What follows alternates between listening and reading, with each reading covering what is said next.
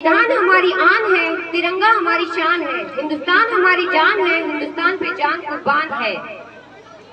ये हम सब की पहचान है, इसको सच सच प्रणाम है, क्योंकि ये हम सब का अभिमान है। I would like to request a group of constitutional drama to tell us more about हमारा कॉन्स्टिट्यूशन, हमारा आइन। आज हम आपको बताएंगे कि हमारा संविधान कैसे बना, कब बना, किसने बनाया और क्यों बनाया। तो आइए चलते। And can be framed by only India. What will you do with the spinning wheel which you have, Mr. Gandhi? This is my secret weapon to drive the English ruler away, so that we will have the power to make our own constitution. हमारी उद्देशिका यानी preamble, जो कि हमारी संविधान सभा में सबसे पहले आती है। This is the philosophical vision document of our India.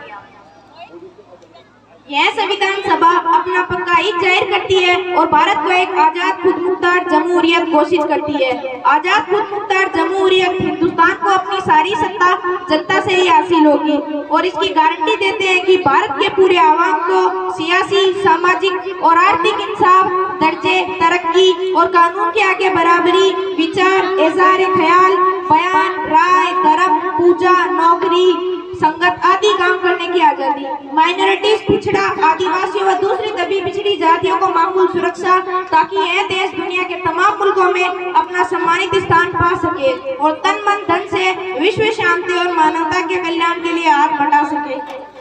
आगे संविधान सभा में जो कुछ भी हुआ उसके मार्गदर्शक पंडित जवाहरलाल नेहरू द्वारा दिया गया एक प्रस्ताव था और जब अलग अलग कमेटियों, विद्वानों और सभाओं के सहयोग से हमारा संविधान बना तो उसकी उद्देशिका भी रख दी गई और यह काम ड्राफ्टिंग कमेटी के प्रधान डॉक्टर भीमराव अम्बेडकर ने किया था। We, the people of India, having strongly to resolve and constitute India into a sovereign democratic republic and to secure all its citizens justice, social, economic and political, liberty of thought, expression, belief, faith and worship, equality of status and of opportunity and to promote among them all fraternity, to assuring the dignity of the individual and unity of the nation. In our Constituent Assembly, this 26th day of November, I adopt and enact, give ourselves this Constitution. अब हम उद्देशिका यानी preamble पर बात करेंगे। जनाब सदर साहब, क्या उचित नहीं होगा कि जब हम इस पेशे लक्ष्य पर तीसरी रीडिंग के लिए नवंबर में मिलेंगे तब बातचीत करें। तब तक ड्राफ्टिंग कमेटी ने भी अपनी फाइनल रिपोर्ट पेश कर चुकी होगी। I object to that. अगर हम आज पेश लफ्ज को ही पास नहीं करेंगे तो सेकंड रीडिंग में कोई रिपोर्ट कैसे तैयार की जा सकेगी।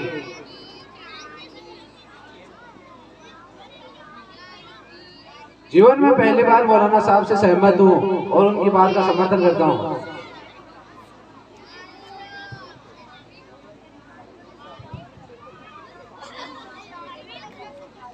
हमें पूरे संविधान को दूसरी बातों में पास करना होगा और प्रियम्बल भी संविधान का ही एक हिस्सा है, इसीलिए हम इसे टाल नहीं सकेंगे। लेकिन मुझे ऐसा लग रहा है हर्षद मोहानी साहब का अमेंडमेंट अहम है। 2 साल 11 महीने और 17 दिन के अथक प्रयासों, निरंतर बैठकों और चर्चाओं के बाद आया संविधान सभा का आखिरी ऐतिहासिक दिन।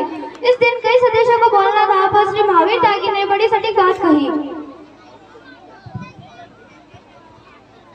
हालांकि मैं हर तरह से देश के संविधान की इज्जत करता हूं और उसकी तारीफ भी करता हूं, लेकिन एक चीज ऐसी है जिसका मुझे बहुत बड़ा डर है। वो डर उस वर्ग से है जो लोकतंत्र को पैदा करता आया है और वो ऐसे लोगों का वर्ग है जिनमें राजनीतिक उनका जरिया बन जाता है और उनका पैसा उनका धंधा बन जाता है। अगर ऐसे लोग हमारे पार्लियामेंट मेंबर और मंत्री बनेंगे तब तो हमारे लोकतंत्र को डूबने से कोई नहीं बचा सकता। इस बात का मुझे पक्का यकीन है।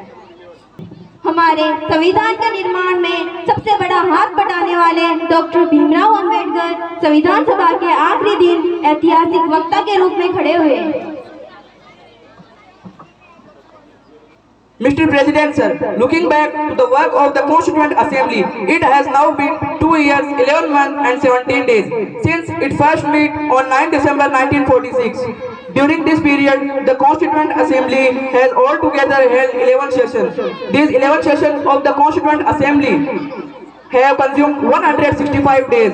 Out of these, the Assembly spent 114 days for the consideration of the draft constitution. Today, I feel so overwhelmed that I cannot find the adequate word to express my gratitude to all the members of the Constituent Assembly. With no greater aspiration, I came into the Assembly to share God interest of the scheduled caste.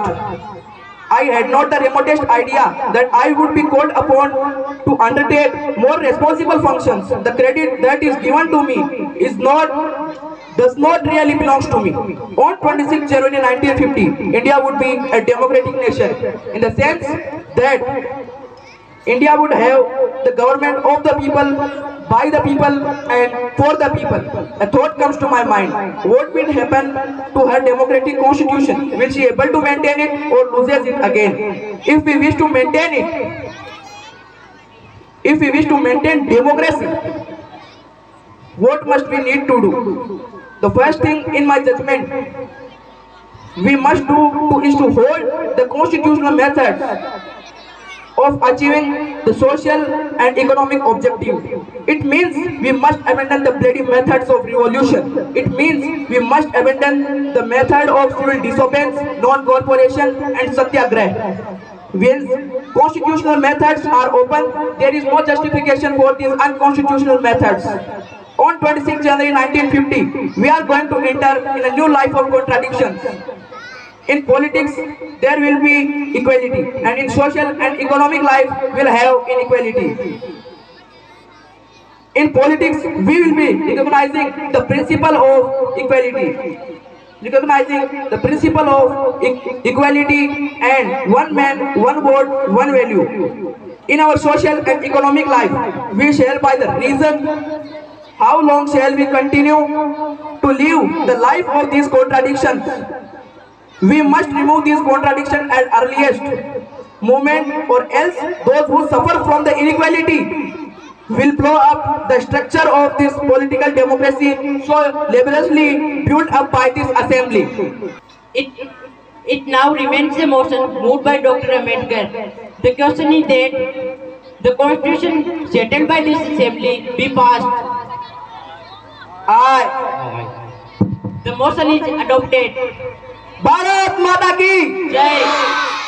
Bharat माता की जय।